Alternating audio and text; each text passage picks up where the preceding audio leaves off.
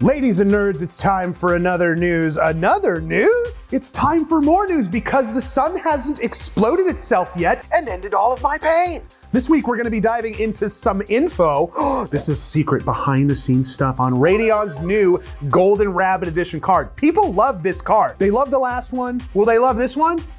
China #1. Okay, he said it. Also, we're gonna take a look at some info and early tests on new Intel Arrow Lake CPUs. We've been testing them here in-house. We're gonna see if they can finally outperform AMD in gaming. Speaking of AMD, because apparently these Intel processors can outperform AMD, we've got some new info on the 9000 series X3D variants. I know when they're gonna drop. And should we expect their performance, little performance boost there over the non-X3D counterparts? We don't know what to expect. Let's get into it.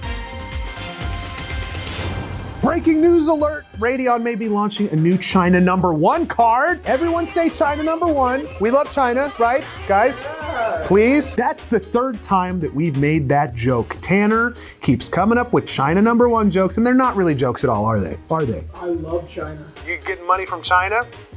He's not even answering, look at that. It appears that Radeon is gonna be launching a new Golden Rabbit Edition card early next year. Now, people love the 7900 GRE. We made a great video, didn't we? 2 great benchmarking videos, everyone loved them, right? Tanner? So much. They loved your videos. The Radeon 7650 is yet another graphics card on the Navi 33 GPU architecture, and it's gonna be skipping CES 2025 and probably dropping right after. This is not a new flagship card. It's not a new flagship card. The performance was probably gonna be somewhere around the Radeon 7600 or 7600 XT to give you a little bit of context there. Tanner, you're in good communication with China. Ni hao. Fantastic, great addition to the show. So this is the plan with this card. It's like, why are you coming up with this Golden Rabbit Edition card to sit in between these two? And this is all rumored, is that this card exists to clear inventory of AMD's Navi 33 base GPUs. So this is all a big inventory clearing scheme, a big Radeon scheme. They've been scheming. There's 2 different ways to clear GPU inventory. You're seeing this from AMD, which I think is actually a pretty good strategy. It came in with a new SKU, gives some people some good value, kind of sits in between 2 cards, or you could be like our friends at NVIDIA and just stop making the cards. I mean, that's an option, isn't it? Dude, the comments thinks I'm the biggest NVIDIA shill. I don't get it. I just said the nicest thing about AMD. Will they notice? Will you notice? Say in the comments that you notice. Say Zach loves AMD in the comments. Zach loves AMD. Yeah. Since price is likely the most important factor, now this is something you don't hear a whole lot, it would be appealing for AMD to opt for 8 gigabytes instead of 16 gigabytes. You will have a mutiny on your hands. Ooh, isn't that the reason you guys glaze AMD so much? Is all the VRAM a man or woman could ever want? How highly the GRE is clocked will likely be more important, but since there's just 100 megahertz separating the 7600 and 7600 XT, it probably won't matter too much. So AMD, they get real creative with moving inventory, which I like. I think it's fun. Intel has revealed their new Arrow Lake Core Ultra 200S CPUs. What a name! We definitely needed to change the name of these. That was very smart. Good job, Intel. These chips come to market on October 24th, 2024, and Intel says Arrow Lake brings up to 15% more multi-threaded performance and 5% more single-threaded performance, drastically reducing power consumption. Chris, what's your read on that? People don't like more power. People don't like more power. That's actually really awful. It's really bad? Oh, the way I phrased that is awful. Oh. Don't say that. Chris doesn't know what he's saying. And the first dedicated AI accelerator, which is an NPU, in a mainstream desktop chip. You know what I say with processors? The more names we can come up with and just change it all, the better. My take is Intel probably changed the naming schema, not to make it more fun for people at home to come up with something new, but I think there was enough turmoil with the 13th and 14th gen that they wanted to shake it up. You think, Tanner, that might be the case? They pulled a Halo. They pulled a Halo. Let's just change it to Intel Studios. Guys, let me know what you think about this. Are you going to get a new Intel proc?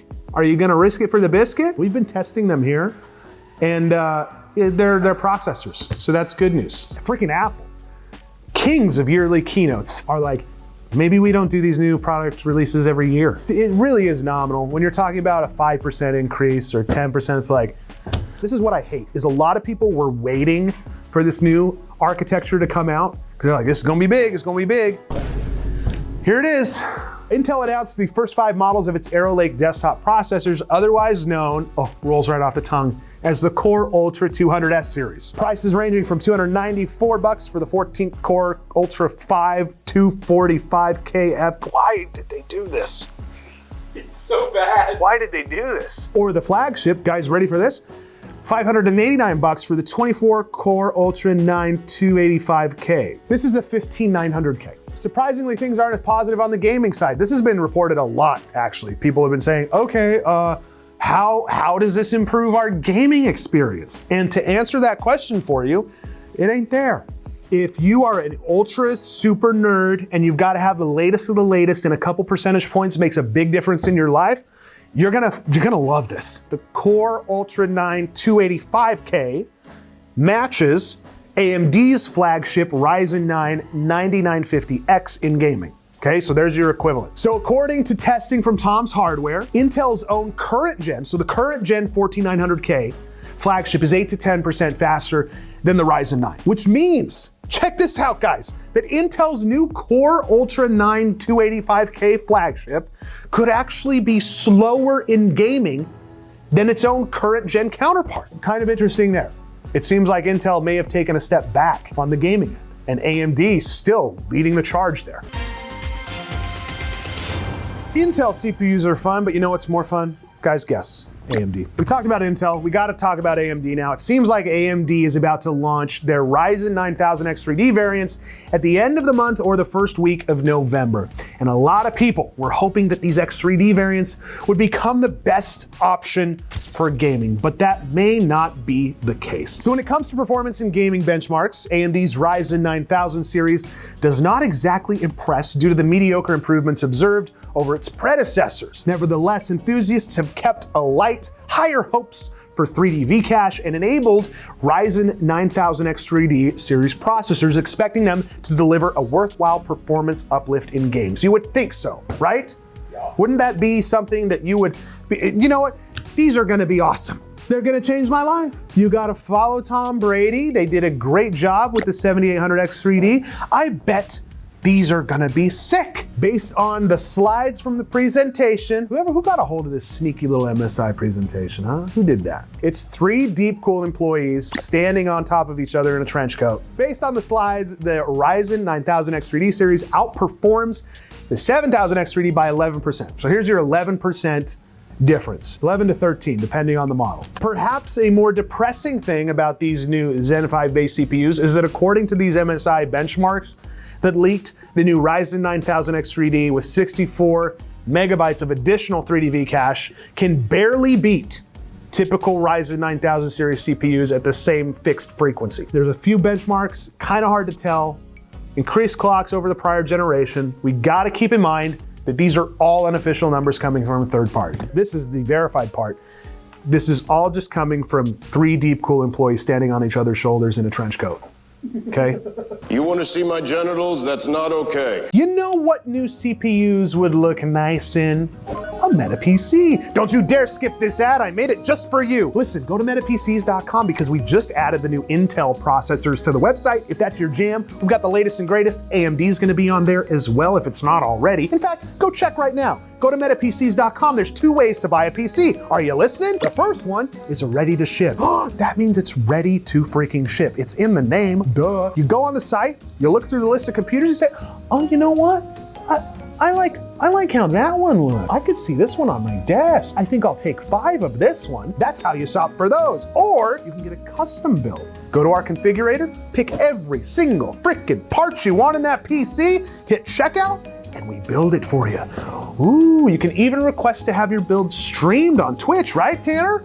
Yeah. Yeah. You add it to the checkout. You pay with your credit card or financing or whatever, the magic tokens, Bitcoin. We take Bitcoin. No, we don't take Bitcoin. Why would you do that? Because I love you, baby. Go to metapcs.com and buy a new PC. Tanner, let's take a trip down memory lane. NVIDIA's first GPU launched 25 years ago. Did you know that? How old were you? -2. -2 years old. Isn't that cute? We hire children to work here. No, you're not a child. You're a grown-ass man, right? 23. 23 years old. He's been around for a long time. Introduced in August, launched in October of 1999. I was 11 years old? Oh, getting old, boys and girls. This was the introduction of hardware, transform, and lighting. These are features that set it apart from previous cards. This came at a time when gamers were eager to experience Quake 3 Arena. Oh my goodness, take me back. 99 was a good time. If we could just go back to 1999, I feel like everything would be okay. You'd be where? In your dad's freaking ball sack. NVIDIA employee Manuel Guzman from Software QA shared a picture of the company's cafeteria, where they are marking the occasion with green-colored popcorn. Well, that's fun. They had a little popcorn celebration. You know, we had red popcorn here at Meta PCs for a while. Our popcorn was entirely made using Red Dye 40. And you know what? We're stronger for it. NVIDIA also released a video showcasing the evolution of graphics technology, featuring a selection of very old graphics demos and gameplay footage. Should we watch this? Do you know whose voice this 10,000 is? blades of grass, you know, which at the time was really impressive. That's Jacob Freeman. Pause this real quick. Jacob Freeman is a legend. That guy worked for EVGA for a long, long time, and then left to go work for NVIDIA. We've known Jacob for quite a while. Took us to the NVIDIA booth and let us play with the AI, the NVIDIA AI, like the bartender. We got to talk to it and stuff. Jacob's a legend. We love Jacob, and we love NVIDIA. Happy 25 years, boys and girls. 25-year anniversary. Congrats. Okay, guys, quick lightning round for gaming news. Let's get right into it because the biggest thing going on this week is that Xbox Game Studios is getting a new head. A new head? You might be thinking, Zach, I don't care about Xbox. And that may be true, but I'd bet money that you play a game that they made. Alan Hartman, the current head of Xbox Studios, will be stepping down in November. So no head? With Craig Duncan, the head of Rare Games, replacing him. And if you aren't familiar with Rare, they're responsible for Banjo and Kazooie, absolute banger, Conker's Bad Fur Day, Donkey Kong Country, 007 GoldenEye, and most recently, Sea of Thieves. Sea of Thieves in particular has been one of the biggest assets for Xbox over the last several years, bringing a lot of people into the Game Pass system. And let's be honest, beyond a couple hits, Xbox has been a complete slump this whole console generation. And that couldn't be more apparent with the recent rebranding of 343 Industries to Halo Studios. So honestly, who better to put in charge of the gaming division than the head of Rare Studios? I'm looking forward to see what Xbox does next, and I hope this means that we can get a sequel for Conker's Bad Fur Day. That would be pretty cool, right? Yeah! Yeah! Steam Scream Fest.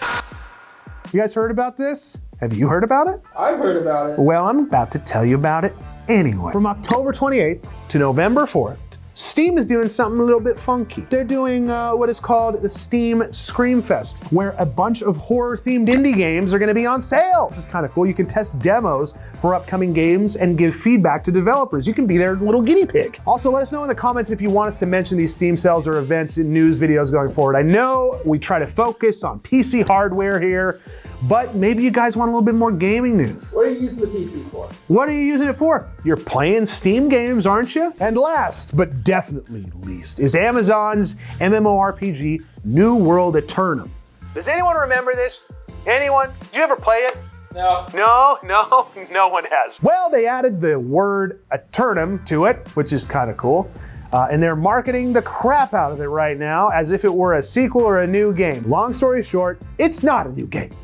It's just an update for a dead game. Ladies and gentlemen, boys and girls, thanks so much for watching. And I have to address something because in the comments of these videos, you guys always say, man, I really like this news video. Shame it doesn't get more views.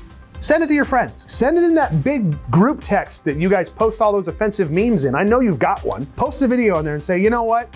I want to help this guy out. I want to help him out. His beard's getting a little too gray over these lack of views. Like, comment, subscribe, and share the video with a friend. It would mean so much, so freaking much. Thank you so much. We'll see you next time. Have a great week.